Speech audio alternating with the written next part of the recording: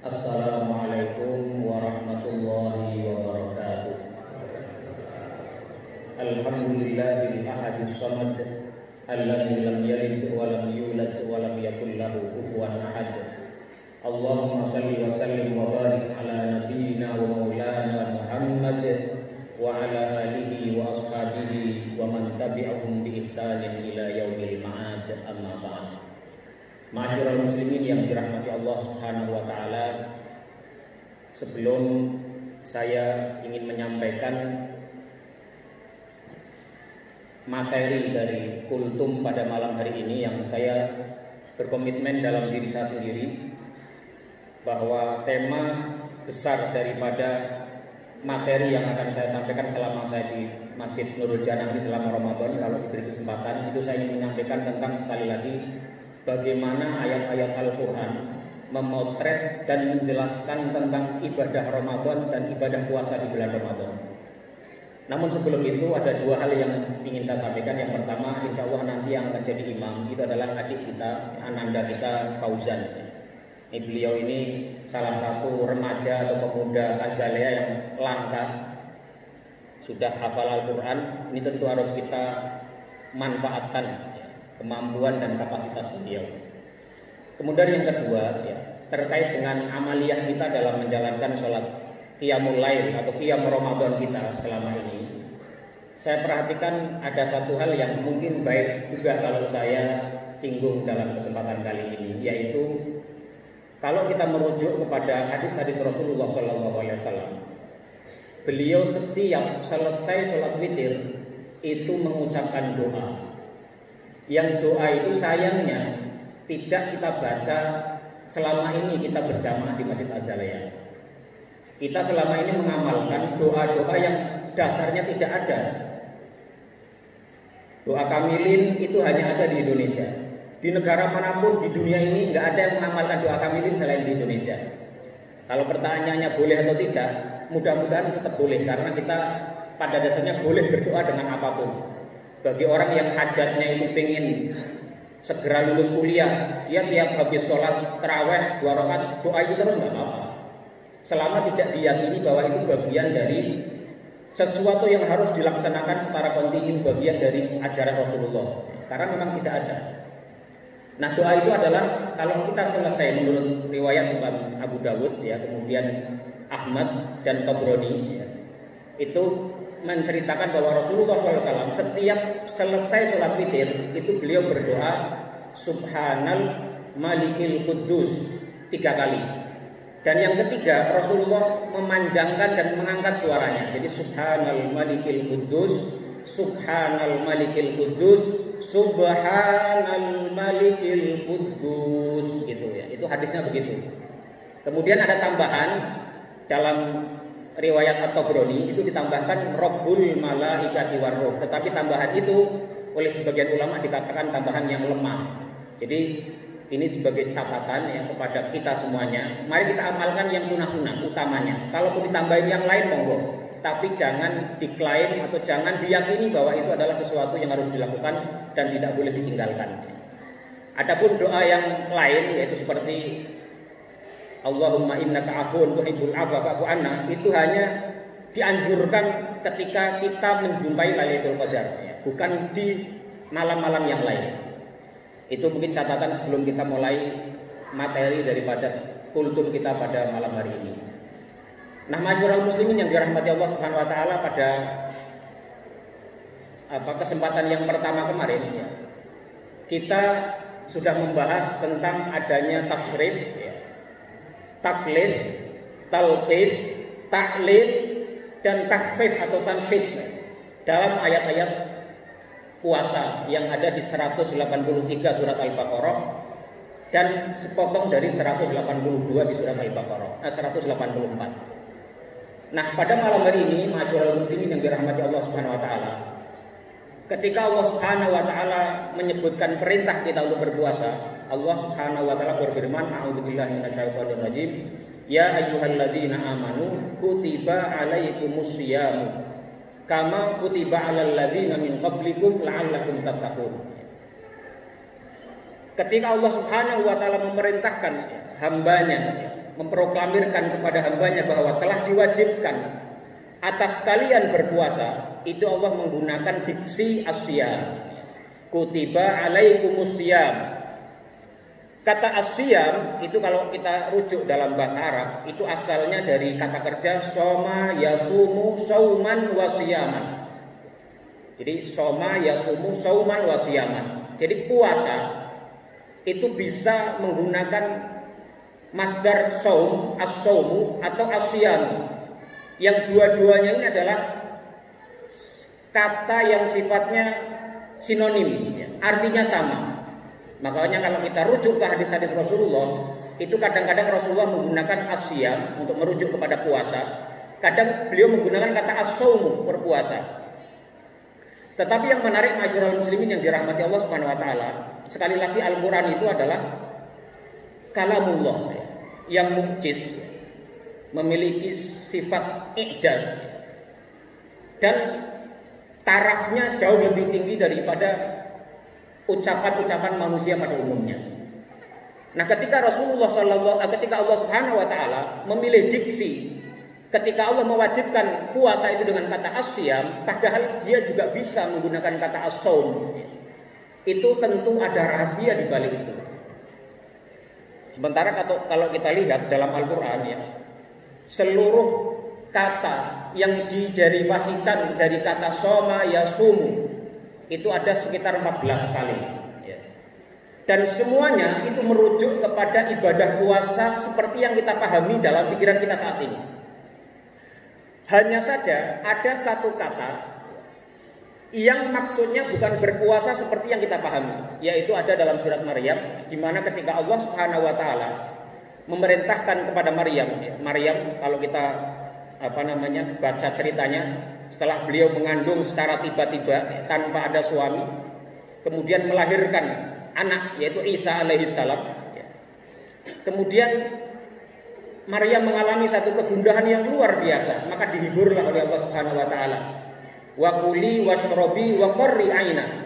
Wa kuli washrobi, dan makanlah engkau wahai Maryam. Washrobi, dan minumlah engkau. Wa qarri aina, dan tenangkanlah hatimu. Wa qarri aina.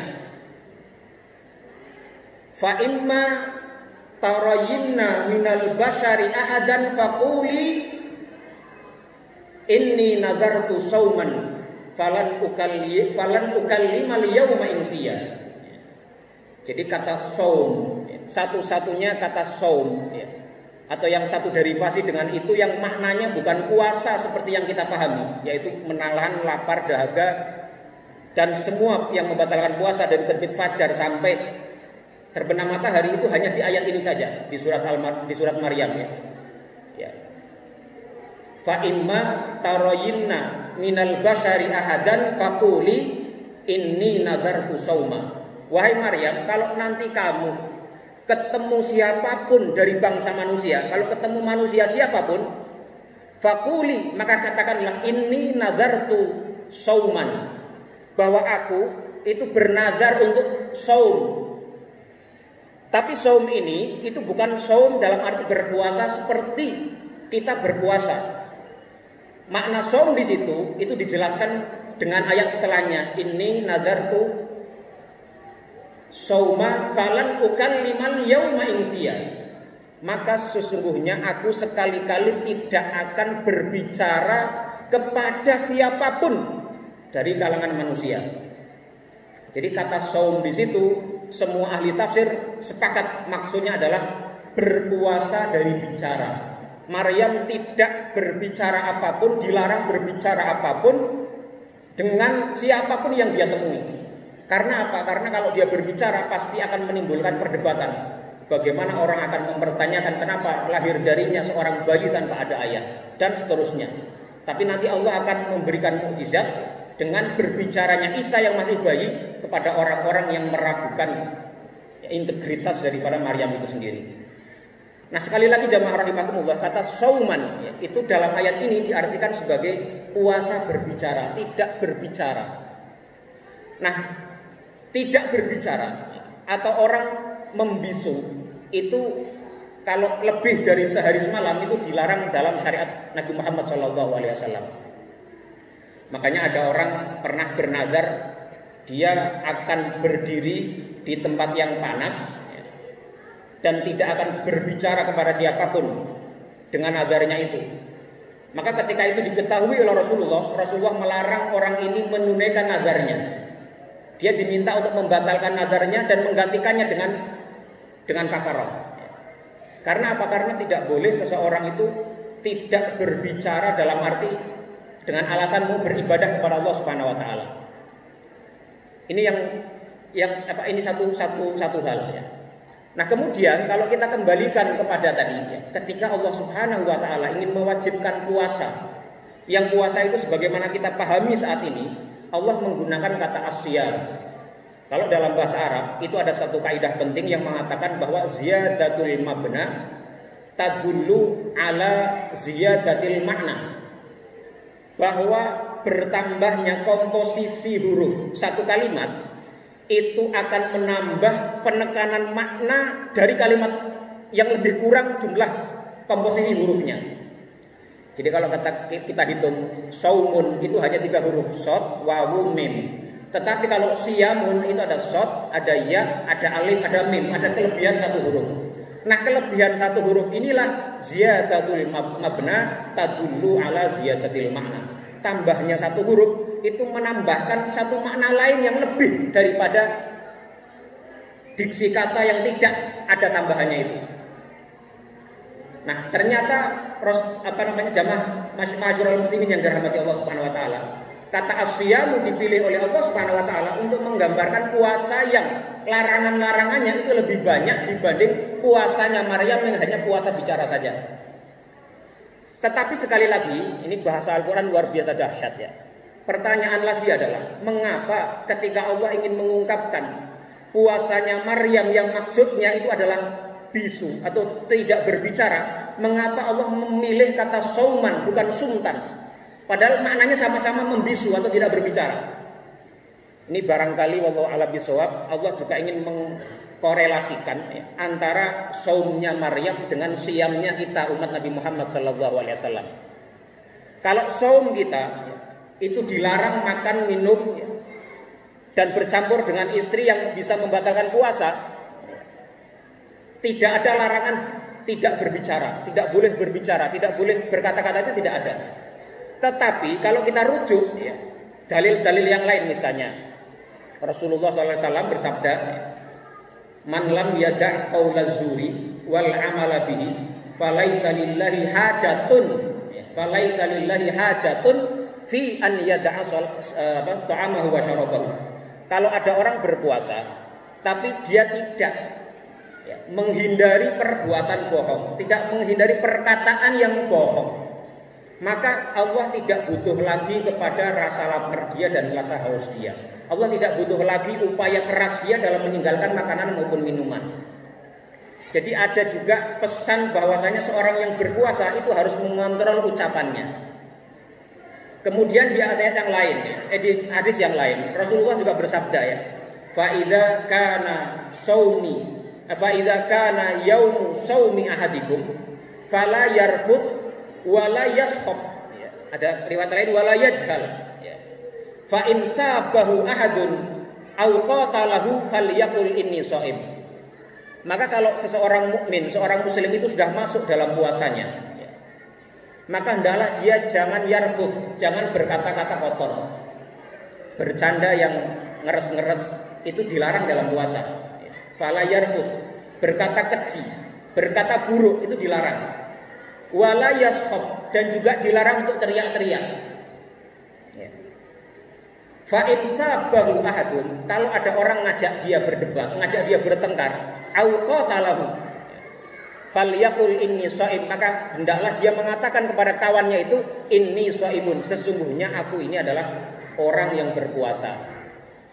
Jadi ma'asyiral muslimin yang dirahmati Allah Subhanahu wa taala, ternyata puasa kita ini meskipun secara fikih ya, tidak ada aturan tentang larangan berbicara, larangan kita untuk mengatakan satu hal, tetapi ternyata nilai puasa itu juga terkait dengan puasanya Maryam tadi, menggunakan kata-kata somayasumu sauman wasiyaman tadi, bahwa kita harus mengendalikan perkataan kita, mengendalikan ucapan kita, mengendalikan apa yang keluar dari mulut kita.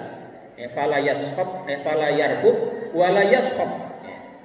Ini barangkali ini saja yang bisa kita sampaikan pada kesempatan malam hari ini. Mudah-mudahan ada manfaatnya. Yang benar semua datangnya dari Allah Subhanahu wa taala, sementara yang salah itu adalah karena kebodohan saya sendiri. Wassallallahu ala nabiyyina Muhammadin wa ala alihi wa sahbihi wa sallama tasliman katsira. Subhanakallahumma wa bihamdika asyhadu an la ilaha illa anta astaghfiruka wa atubu ilaik. Wassalamualaikum warahmatullahi wabarakatuh.